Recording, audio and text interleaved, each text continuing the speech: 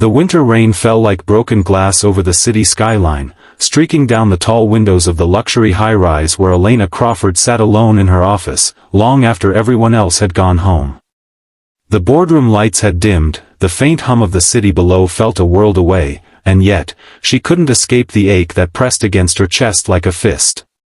Outside, the reflection of her own face stared back at her, beautiful, flawless, and completely empty. The media called her the Iron Lady of the corporate world, a self-made CEO who had everything: money, power, success. But they didn't see the loneliness behind the headlines.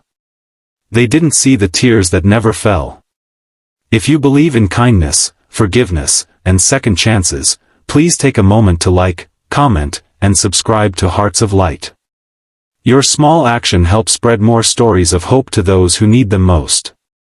It was supposed to be an ordinary Tuesday afternoon when Elena's world shifted forever. She was on her way to a charity event, something her PR team had begged her to attend to soften her cold reputation. As her car pulled up to the children's shelter on the outskirts of the city, Elena sighed. Another photo opportunity. Another staged smile. She had no interest in pretending to care about children when she had long since buried the part of herself that once dreamed of being a mother. That dream had died years ago, the night she lost everything that mattered. The shelter was small but warm inside. Colorful drawings filled the walls, laughter echoed from one of the rooms, and the scent of freshly baked cookies lingered in the air. A young volunteer led Elena toward the activity area, where a group of children were gathered around a table, making paper snowflakes. She forced a polite smile, shaking hands with the staff, barely noticing the curious eyes watching her from across the room. And then, she saw her. A little girl, no older than 7, sitting quietly in the corner, her big brown eyes fixed on Elena with a strange intensity.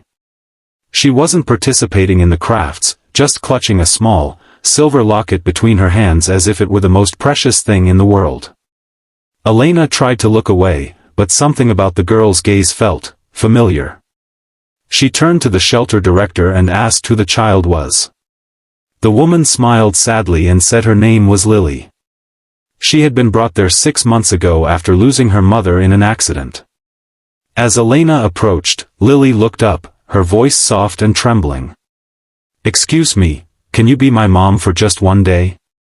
The question hit Elena like a knife. Time stopped. For a moment, she forgot how to breathe. Everyone in the room fell silent, waiting for her response. She didn't know why, but her heart suddenly raced, her throat tightening with emotions she hadn't felt in years. Before she could answer, Lily held out her necklace, the same small silver locket she had been clutching. "Mommy said this would help me find her again," the girl whispered. Elena froze.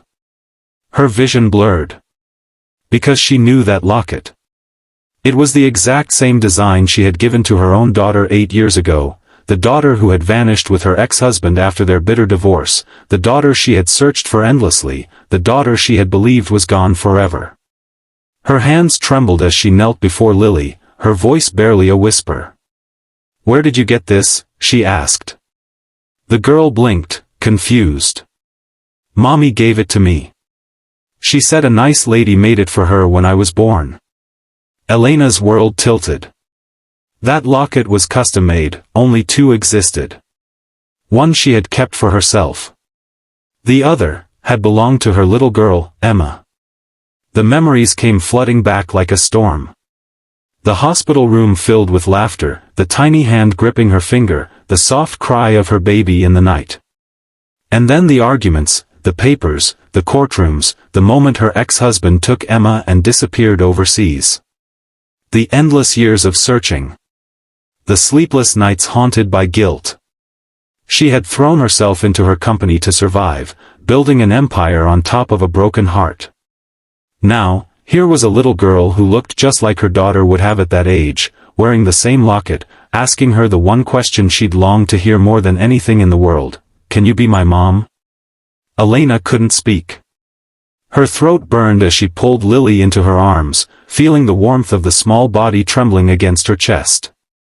The scent of vanilla shampoo, the way the girl's tiny hand fit perfectly in hers, it all felt too real, too familiar. But fear crawled in too. What if she was wrong? What if this was just a cruel coincidence? Over the next few weeks, Elena found herself visiting the shelter again and again. She told herself it was to donate funds, to improve the children's living conditions, but deep down, she knew she was there for Lily. The girl had awakened something inside her that she thought had died long ago.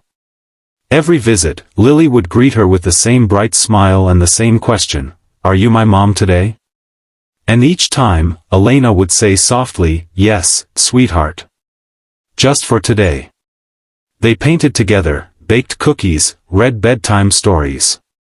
For those precious hours, Elena felt whole again. The world outside, the board meetings, the endless responsibilities, the loneliness, faded away. But as the days passed, something deeper began to stir. She noticed little things, the dimple on Lily's left cheek, the way she hummed when nervous, the birthmark on her shoulder, the same shape, the same spot as Emma's. One evening, as Lily dozed off beside her after story time, Elena finally opened the locket hanging around the girl's neck. Inside was a tiny photograph, faded, torn at the edges, but unmistakable. It was Elena, holding a newborn baby in her arms. Her breath caught. Tears blurred her vision. Her knees went weak. She clutched the locket to her heart and whispered, "Emma." The days that followed were a blur of disbelief, hope, and fear. DNA tests were done. Documents reviewed. The truth unfolded slowly, painfully. Lily was indeed Emma. Her ex-husband had died in a car accident months ago.